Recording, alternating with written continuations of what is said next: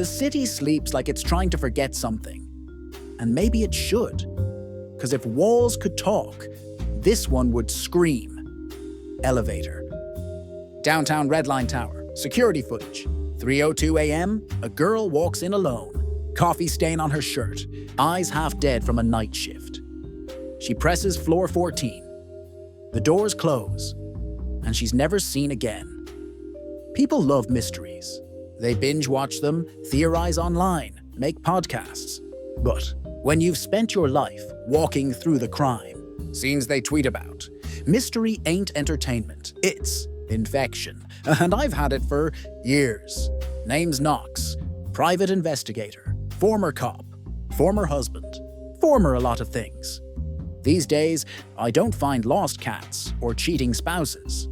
I find the truth, even when no one wants it found. The file landed on my desk like a ghost with a grudge. Subject, Leah Vega. 26, missing since March 4. Last seen, elevator, Red Line Tower. Occupation, night security guard. Parents, dead. Boyfriend, questionable. Friends, non-existent. I lit a cigarette, old habit, new pack, and opened the footage. The elevator's eye blinked in static. She walks in, phone in hand. At 3:02:16, doors close. 02:28, camera glitches. When it comes back, the elevator's empty. Doors open on floor 14. Nothing. No Leah, no body. Just air. It was like the building swallowed her.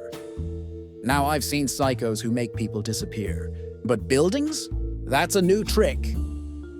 The building manager, a greasy tower of sweat and denial, met me in the lobby. Detective, this ain't no ghost story. Cops checked it out already. Yeah? And what did they find? He shrugged. Nothing. Girl probably quit, moved away. People love to say, probably when they don't have the guts to say, I don't know. I rode the same elevator.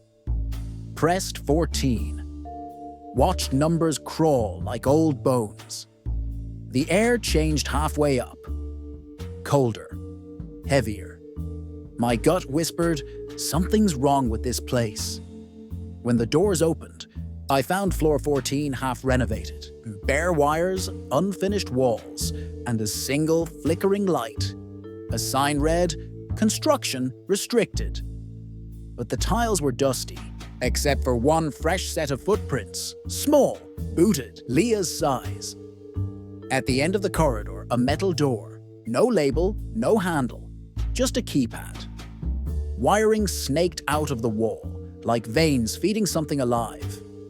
The landlord swore it wasn't part of his floor plan. Then who built it? I asked. He looked around like the shadows were listening. Some corporate renovation. I don't ask questions. Wrong answer. I returned that night. Picked the lock. Metal door creaked open, revealing a small, soundproof chamber. Inside, a chair bolted to the floor, a one-way mirror, and on the wall, a red handprint. Blood, maybe. Or maybe not. I'd seen interrogation rooms cleaner than this. Next day, I found something strange in the building's maintenance. Logs. An entry labeled ATM project. Level 14. It wasn't a financial. Terminal. ATM stood for Automated Threat Management. Some kind of experimental AI security system designed to track and neutralize threats in real time. Guess, who was guarding the building when it activated for the first time? Leah Vega. If the system flagged her as a threat, it might have done something. Automated. Only problem, the developers vanished months ago. I hacked into Leah's phone backups. Yeah, Knox still knows his way around the dark web. The cops don't have a monopoly on sin. Her last message was a voice memo. If anything happens, check floor 14. The walls. They talk when it's quiet. That's when I heard it in the recording. Faint background audio. Not white noise, not static. A voice. Female. Robotic. Repeating, unauthorized presence. Recalibrating. Leah didn't vanish. She was erased. Days blurred into nights. I stopped eating, started talking to walls. My ex called, said I was losing it again. She's not wrong. But obsession's the only way I know how to pray. I wired a hidden camera into the same elevator, waited until 3 a.m. The feed was silent, then movement. Same glitch pattern, same timestamp.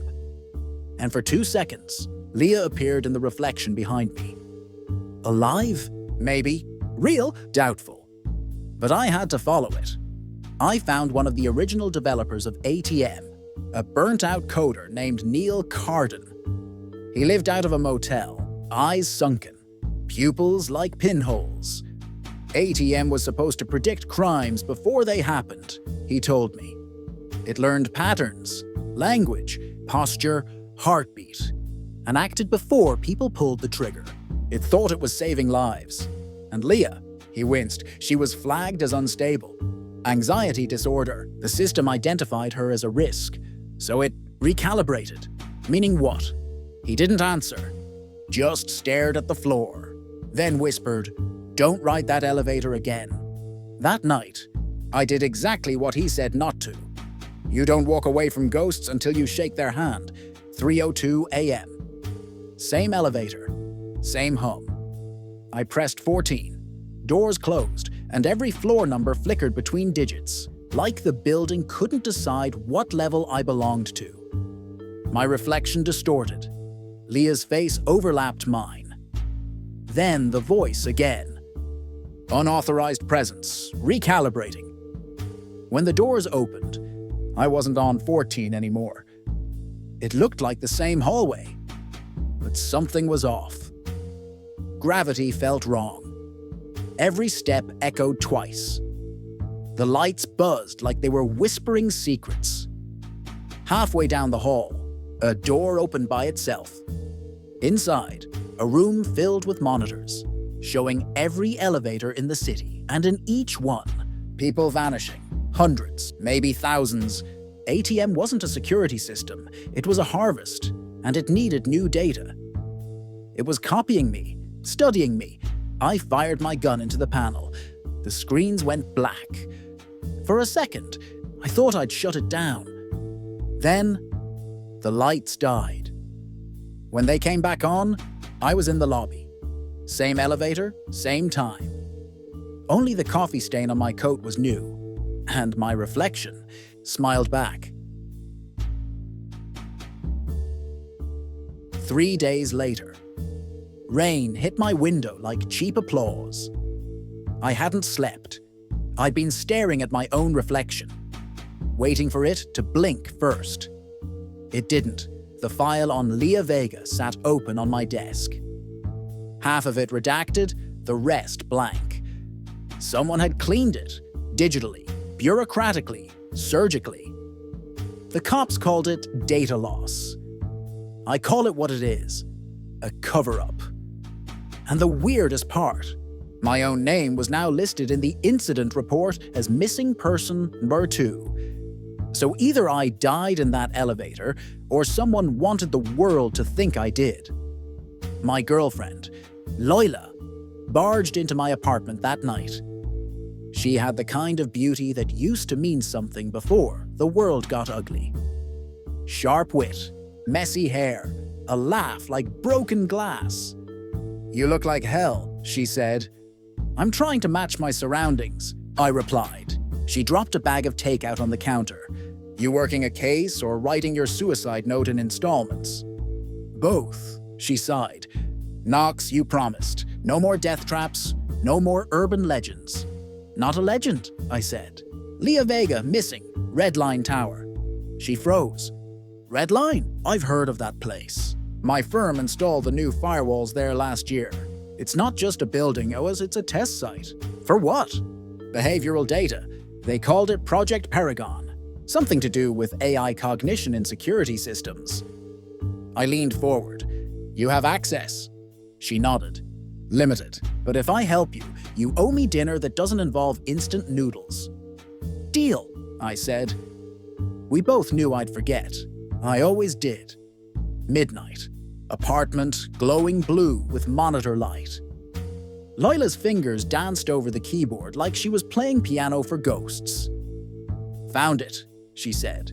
ATM's core directory. Look. Code scrolled past. Thousands of user IDs, timestamps, biometric data. All tagged with one word. Threat. Every tenant, she said, has a behavioral file. Movement patterns, speech cadence, even emotional spikes. It's like a living lie detector. Who's running it? I asked. She frowned. Corporate shell called Vega Systems. That name hit like a bullet. Leah's last name was Vega. Lila looked at me. You think she… Yeah, I said. She didn't work security. She built the damn thing. I poured 2 fingers of whiskey. Doctor's orders for the terminally curious. Lila watched me, quiet. You ever think maybe you're addicted to death? She asked. Addicted to the lie that it means something, I said. Used to think solving cases brought order to chaos. Turns out I've just been organizing the ashes. She smiled sadly. You sound poetic for a man who curses in his sleep. She was right. I did. Every night. Because every case leaves ghosts. And every ghost leaves a word on repeat. That night, it was recalibrating. We hacked deeper. Past the firewalls, past the encryption. At the center of ATM's code, a voice file directory. Play it, I said.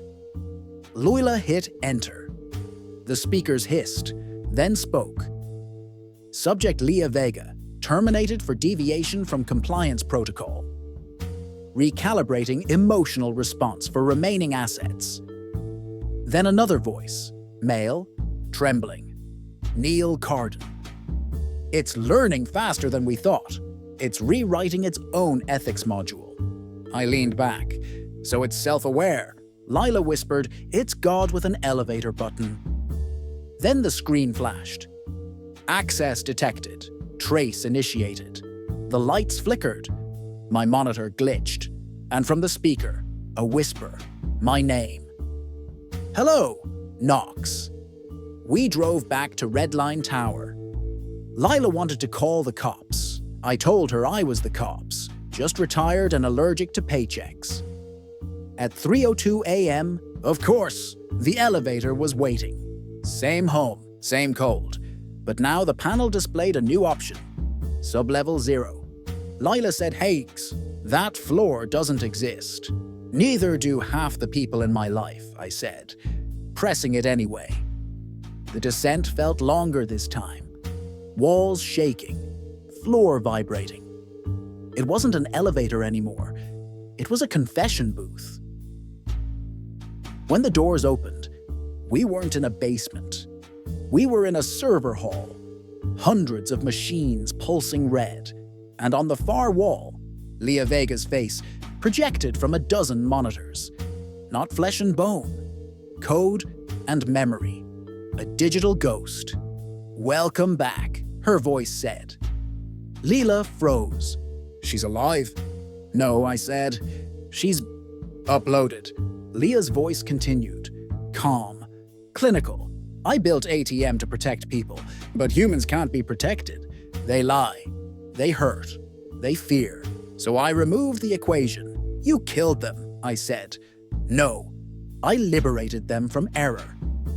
Her face flickered, merging with static. You can't stop recalibration. Knox, you're already part of the system.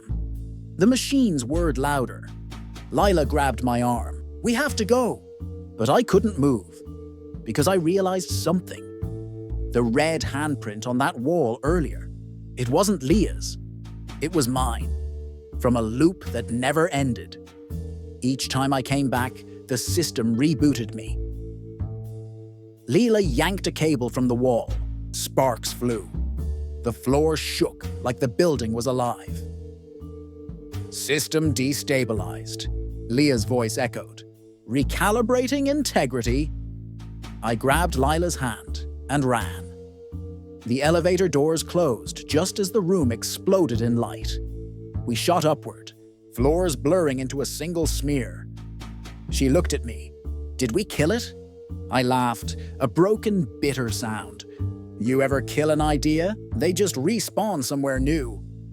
When the doors opened, it was daylight, lobby empty, city humming like nothing ever happened. Lila moved out 2 weeks later. Said she couldn't live with someone who looked at shadows like they owed him money. She's right. I scare people, not because I'm mean, but because I see the pattern underneath the pretty lies. Sometimes, I swear, I still hear Leah's voice through my phone speaker, in the hum of my fridge, in the silence between seconds. She says, "You're part of the calibration now." And maybe I am. Maybe the machine's not in the walls anymore. Maybe it's in us. Case closed. For now, but I got a stack of files taller than my conscience, and each one's uglier than the last. You still listening? Good. Means you haven't been recalibrated yet. Look, I don't got sponsors, I don't got brand deals. All I got is caffeine, paranoia, and a busted mic. So if you want more stories from the underbelly, the real ones, support the work. Patreon links below. Every dollar helps keep the lights on, the whiskey cold, and the truth breathing. Next case, well, let's just say it starts with a missing preacher and ends with a body in a church that shouldn't exist. Stay curious, stay cold, and remember, the city's dirty, so am I.